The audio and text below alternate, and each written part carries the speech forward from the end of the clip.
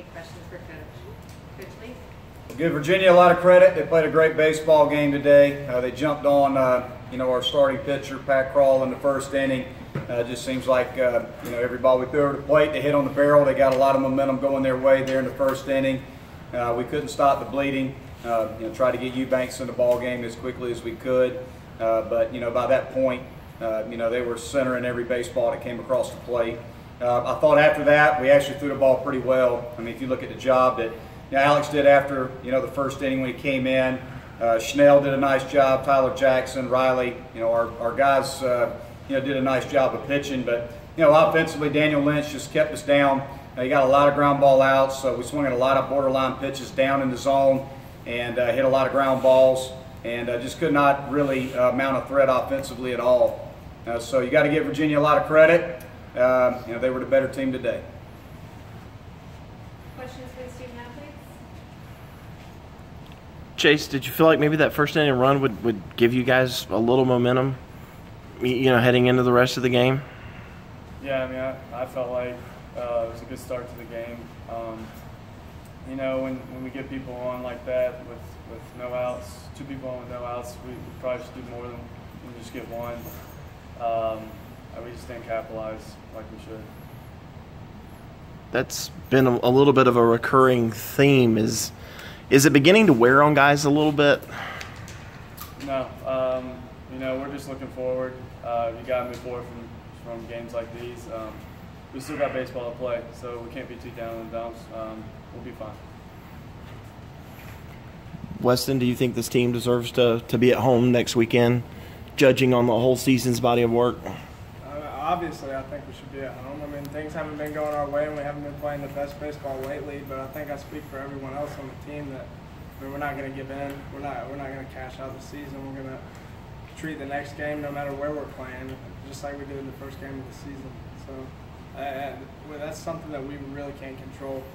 We just go out there and play wherever they tell us to play. Chase, your thoughts on that subject? I feel like if you look at our whole body of work, that we deserve a chance to host, but again, it's not in our control. Something outside, someone else would make a decision on. So I'm not too worried about it. I guess we'll just see. Weston, Lynch hasn't been an overpowering pitcher. What did you see out of him today? I mean, he just mixed his pitches, and we didn't do a good job at the plate making an adjustment. I know for me, he didn't really throw his fastball much. If he did, it was for show inside. He just lived with his changeup on the blowing outside, and we would swing out of the zone at it and didn't really make him throw it across the plate for a strike. So that's something we have to do better offensively as a team together.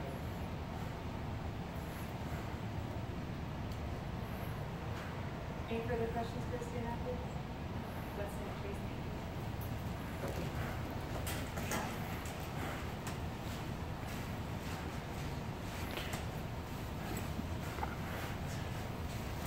We'll take questions for Coach. Coach, talk about the motivation for one of these getaway games. I guess this is obviously a change in format. What did you sense of your team eagerness today coming in? We were eager. We were motivated. I mean, we spent a lot of time in the last 2 days talking about the importance of this next game. We spent time before the game talking about the importance of this game. So, it had nothing to do with the format. It had nothing to do with, the thought of it being a meaningless game in terms of, winning an ACC championship. Our guys, we discussed it at length about, how important this game was today and for us to play, to try to put together a game plan and play our best baseball. With that said, though, Monte, from what you saw in the dugout, what was going on with your team today? Why they just didn't have it? Well, we didn't have it because, Lynch threw a lot of pitches at the bottom of the strike zone, and we hit a lot of ground balls. Through 6 innings, we made 21 outs, and 17 of them were on the ground. And the bottom line is you're not going to do damage in the plate unless you hit some balls in the gaps. So, that's the bottom line. 21 outs, 17 of them were on the ground. So he did an excellent job of throwing pitches at the bottom of the strike zone. So offensively, we struggled in that regard. What can we say about the first inning? Pat Krall's been one of our best pitchers for the last 2 years. He just did not have it today, and he hit some barrels.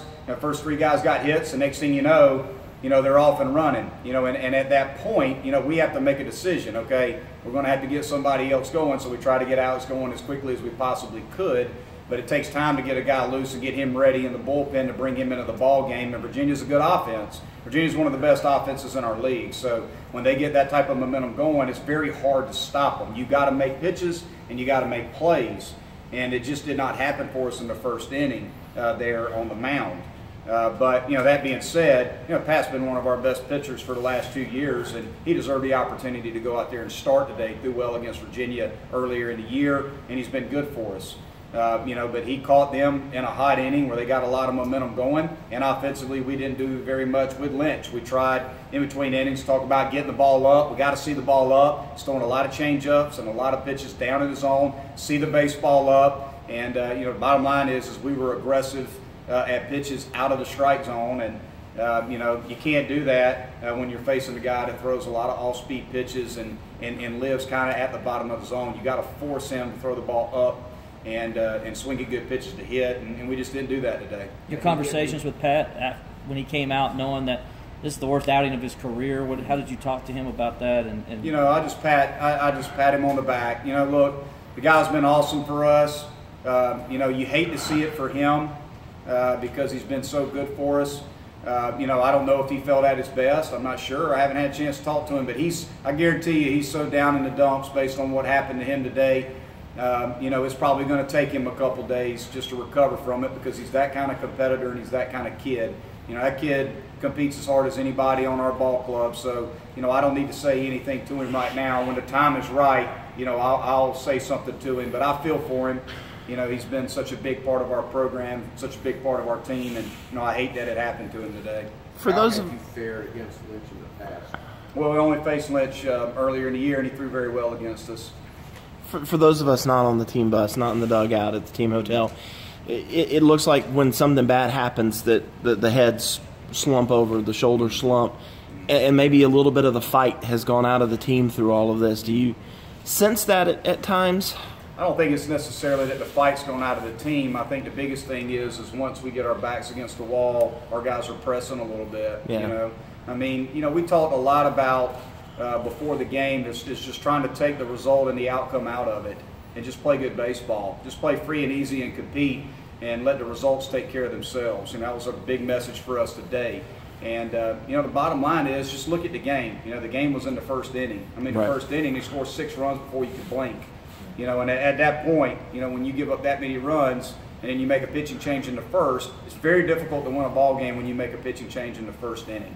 And then you're facing a left-hander like Lynch who, pitched really well against us earlier in the year, and we could not find the answer in terms of getting pitches up in the zone and putting good swings on him.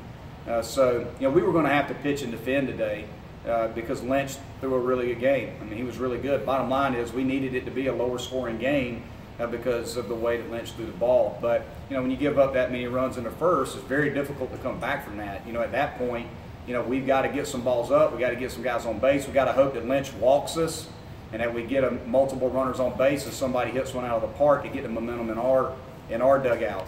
But we didn't do that today. And you got to give Lynch credit, and you got to give Virginia credit for that. When you guys had success against Virginia the first time around, what were your impressions of that lineup then and how they've kind of progressed to this point? Well, I think they're a better lineup right now, and just look at their lineup. You got Clement, McCarthy, you got Hazley, you got Smith, right there in the middle, and you got Cameron Simmons. I think he's hitting 6th. Well, Cameron Simmons is a very dangerous hitter. That guy should be hitting 3 or 4 in most lineups. He's hitting 6. You got Pavin Smith, however you say it. I'm no English teacher, and Adam Hazley. Those 2 guys are first-rounders. Okay, so you got 2 first-rounders hitting back-to-back in your lineup. You got a guy like Simmons hitting 6. That's a pretty good lineup. That's why they're the most dangerous lineup. Them and Wake Forest probably the most 2 dangerous lineups in our league. I saw you after you shook hands, kind of walking back with shaking your head. There's no magic elixir. There's no magic button to push to. How do you get out of it? I'm trying my best every single day to build our confidence, to work our guys extremely hard in practice to get them better, to look at the things that we need to get better at and work on them and talk about them, and just trying to coach our players and develop our players to the best of my ability. Our coaching staff is fighting with them, and we're just trying to send a message that we're in this thing together. We're all struggling. We're not playing great baseball. Obviously, I need to do a better job of coaching. to get our guys ready to play and to play better baseball. I don't feel like I'm doing a good enough job with our players. Feel like I'm failing our players. But, that's my job. My job is to be accountable for my team, be accountable for my players. And I'm always going to be accountable for my players and how we play because, that's what they brought me here to do. So I can tell you this, when we practice the next day, we're going to practice hard. We're going to go right back to work. We're going to try to do everything we can to get our guys ready to play in the postseason. We are going to play in the postseason. I hope it's in Clemson. If it's not in Clemson, wherever it's going to be, we're going to try to do everything we can between now and then to get our team ready. I'm as frustrated as anybody, but I got to look at myself first. And I got to find the answers. I got to find the answers for a group of guys that believe in what we're doing. They're frustrated. They want to play better. We all want to play better. But, it is what it is. We have to deal with it, and we got to get better. And hopefully we can start that process here, probably on Sunday. Is it possible to kind of hit a reset button? Because all of your goals when you came into the season are still on the table. Can you just kind of say what's done is done and move on? Well, it's a new season in the postseason. You get into the field of 64. There's 295 Division I programs and 64 teams get to play in the NCAA tournament. Clemson's going to be one of those 64 teams, so that's a good thing. Once you get in the field of 64, I've been a part of some really magical runs as a coach, as a head coach, and as an assistant coach where we didn't host a regional.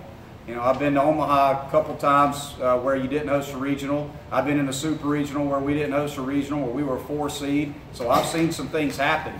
The bottom line is you got to get great starting pitching, you got to play good defense, and you got to get timely hitting. And this team is capable of doing that. And, hopefully, whatever happens, we all hope we're playing at Doug Kingsmore next weekend, but that's not up for us to decide. That's going to be for the committee to look at all the resumes and make those decisions. And, if we're at home, awesome. And if we're on the road, that's great too. Wherever we go, we've shown in the past we can win on the road.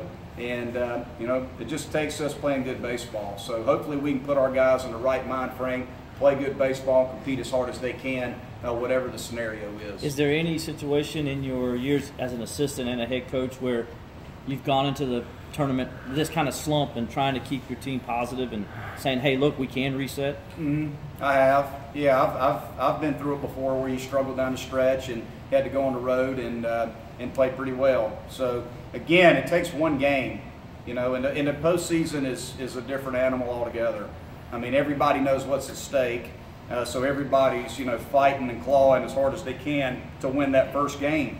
You got to win that first game, put yourself in that winner's bracket game. So, once you get into the postseason, heightened awareness peaks with the players. And, as a coach, you pretty much sit back and watch them play. The work is done. We've worked as hard as we can to get to that point. I think the guys understand what it takes as a team to be successful. You just hope your guys are ready physically and mentally, and they go compete as hard as they can.